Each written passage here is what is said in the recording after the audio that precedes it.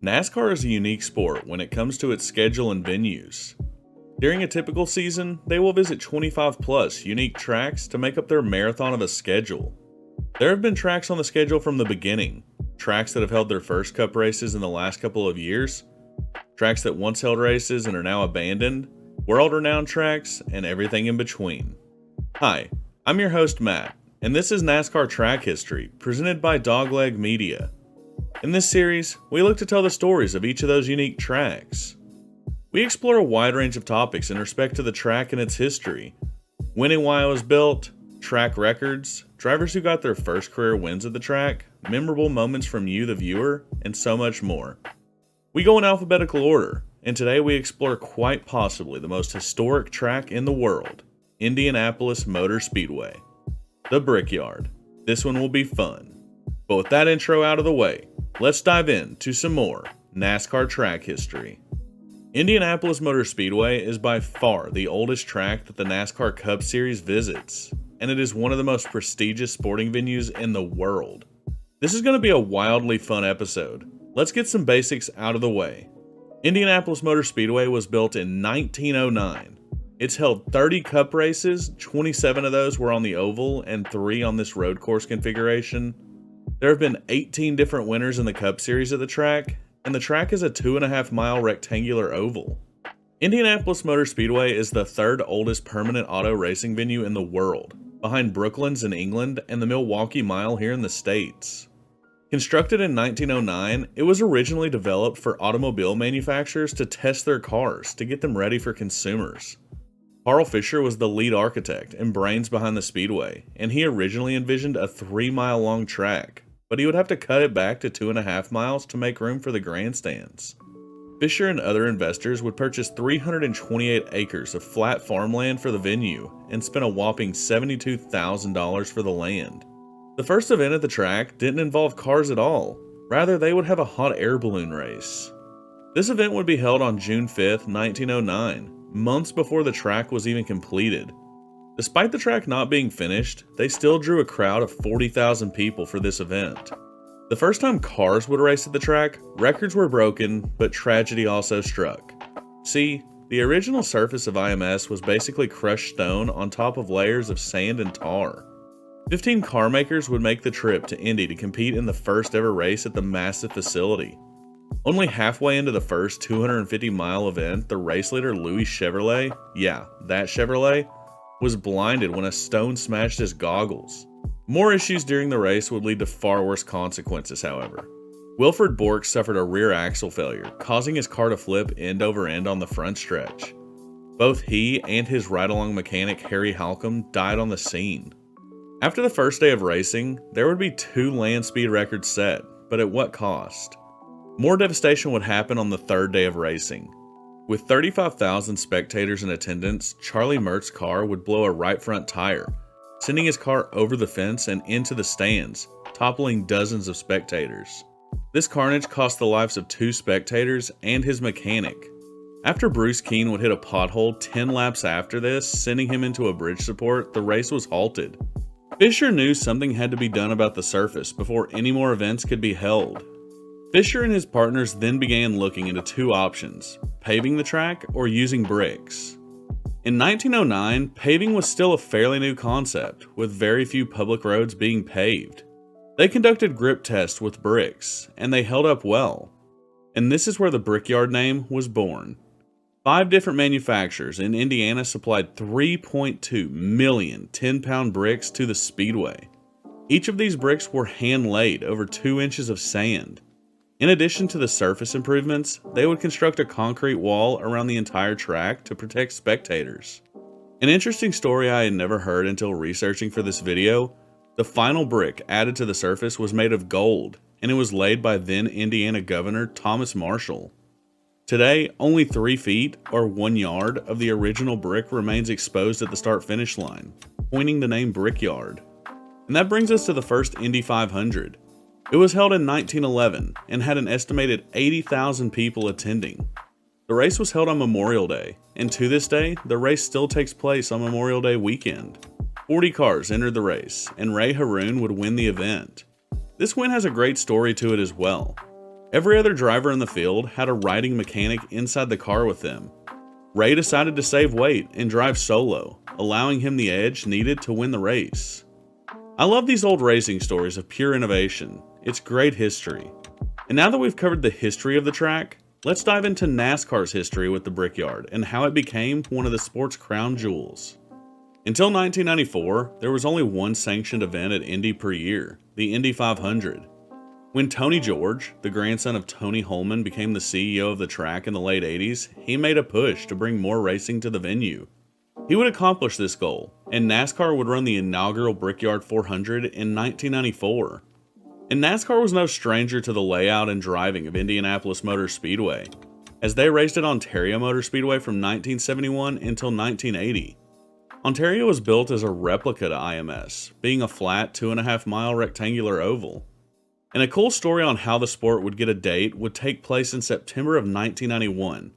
Racing legend AJ Foyt would shoot a commercial for Craftsman Tools at IMS, and while filming, Foyt and track president Tony George would drive Foyt's NASCAR stock car around the track. Foyt would drive first, and then George would make some circuits as well. At the time, this stirred up rumors and speculation. In December that same year, George proposed to the board the addition of a second major race for the venue, and that measure was approved. It was announced on April 14, 1993, that NASCAR would make the trip to the historic track for their own crown jewel event. What ensued that next year was nothing short of amazing and historic. Not only was the inaugural Brickyard 400 the first non-Indy 500 race held at the track in 83 years, but it would shatter attendance records. The demand for this race was so massive that they would remove certain sections of grandstands and not allow infield spectators in an effort to not upstage the Indy 500. A crowd of over 250,000 people would attend the first running, and track officials had to resort to a lottery system for tickets as demand was 4 times what they had anticipated. That is over 250,000 people, y'all. That record will never be broken, and it could have been way more had the track prepared for it and didn't care about upstaging the 500. Many of us know that Jeff Gordon would win the inaugural event, and what a fitting driver to win it. Gordon nearly chose IndyCar racing over NASCAR, and with Gordon growing up in Indiana, it was a perfect ending to an historic day. And you can still see this car, nicknamed Booger, on display at the Hendrick Motorsports Museum. The very next season, another legend would win at the Brickyard, with Dale Earnhardt getting it done after finishing second to Gordon the year prior. This was a massive win for Earnhardt, and it is kind of bizarre to think that he won this crown jewel before he would win a Daytona 500. And in 1996, we would see the birth of one of the coolest track-specific traditions in our sports history. Dale Jarrett would win, becoming the first driver to win the Daytona 500 and Brickyard 400 in the same year. After the win, Jarrett would kneel down and kiss the yard of bricks.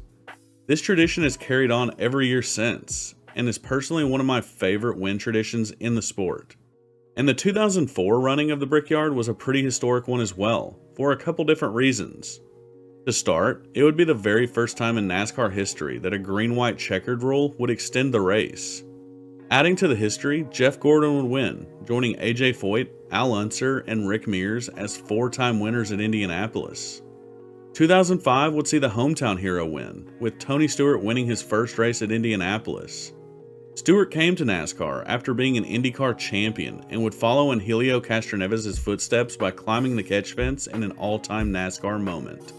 Man, we've talked about a lot of good history for NASCAR at the track.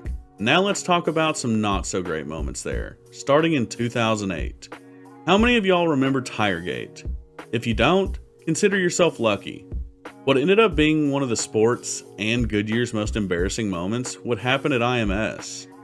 The tires supplied by Goodyear were shredding after as little as 10 laps, and after a bunch of junked race cars, NASCAR would make the controversial decision to have a competition caution every 10 laps to allow teams to change tires. This decision enraged fans and the broadcast team alike, and yeah, it was pretty bad.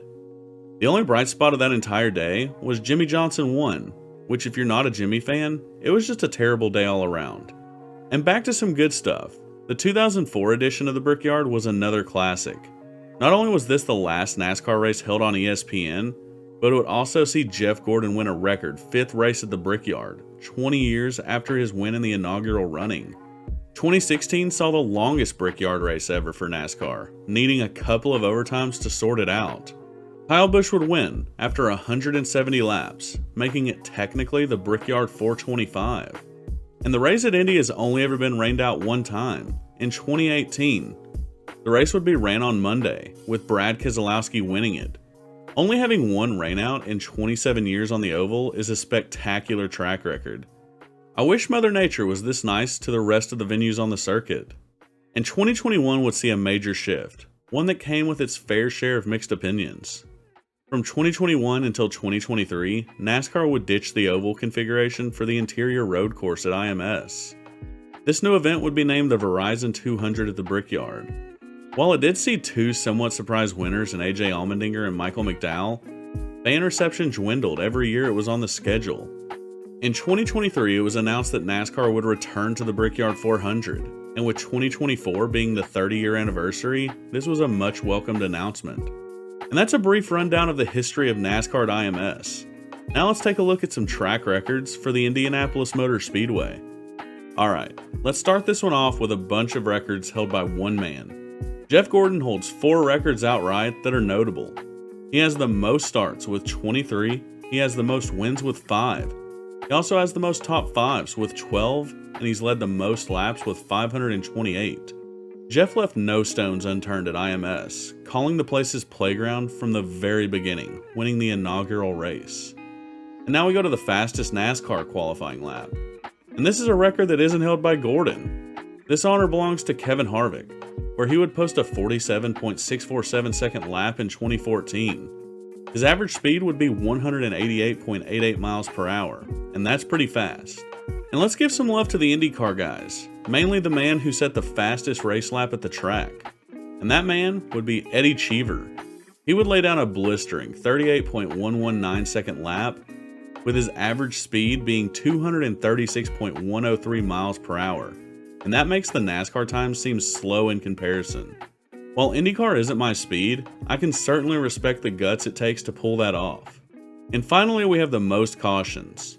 And I would have bet that the 2008 Tiregate race would have had the most, but I would have been wrong. The 2017 running takes the cake for the most, and yes, that race was chaotic. It would see 14 cautions for 55 laps. 34% of the race was under yellow. I remember this one for the intense closing laps battle between Jimmy Johnson, Casey Kane, and Brad Keselowski. If you haven't seen it, go give it a watch after this one. And now let's move to some memorable moments from you, the viewer. Zachary and Devine mentioned Paul Menard's lone win at the track. This is a great mention, as he is the only driver to collect their first career win at IMS. This would be his only career victory, but it was a great moment nonetheless. And Nichols had a cool mention, bringing up the 1992 tire test at the track. Before NASCAR would officially announce plans to come to IMS, 9 Winston Cup teams were invited to participate in a Goodyear tire test there. While it wasn't officially announced as this, it was thought to be a compatibility test to see if stock cars would be competitive at the track. 10,000 spectators showed up to witness history, and were treated to seeing AJ Foyt drive Dale Earnhardt's number 3 around the track. And Let's Go Larson mentioned Matt Kenseth's final top 5 at the track in 2020. This was a tough day for Kenseth fans, as it looked like he could get the job done. He won a stage and ran really well, only to come up short, finishing second to Kevin Harvick. I think a lot of us would have loved to seen Kenseth win that race that day. And finally, Silver Thunder, Kendall, Devine, and Oitzman all mentioned the kissing of the bricks tradition. I know we mentioned it earlier, but man, this is too good not to bring up again. It makes Indy unique, and we have Dale Jarrett to thank for that. One of the greatest traditions in our sport's history. And that'll do it for Indianapolis Motor Speedway. Man, a lot of incredible history with this one, and I only scratched the surface. As always, I'm prone to forgetting moments. Let me know anything I may have missed for the Brickyard down below. We will be back next time with the history of Kansas Speedway. This one has produced incredible racing in the last few years, so it should be a good one. If you liked the video, please consider giving it a thumbs up and subscribing. It helps a ton and I definitely appreciate it. And did you know that 71% of my viewers aren't subscribed, but they are returning viewers? If you haven't hit that subscribe button yet, what are you waiting for? I also want to take this time to thank some incredible individuals for their help in making the channel so much better. Every single one of you guys are to credit, but the Dogleg team has taken time out of their day to help. Thanks Darksea, Dice, Christian, The Gamer, Chili, and Elite for all your hard work. Be sure to check the community tab of the channel as well. We do cool little giveaways like autographed merch and other goodies, as well as post updates and polls for the channel. You don't want to miss it. And we also have a Discord server. Check out the About section of the channel or the description below to join us over there for even more fun and learning. We have over 170 members now, and it is a party in there every single day. Come join us and have some fun. But that'll do it for us here at Dogleg Media. I'm Matt, your host, and you've been watching NASCAR Track History. I'll see you next time.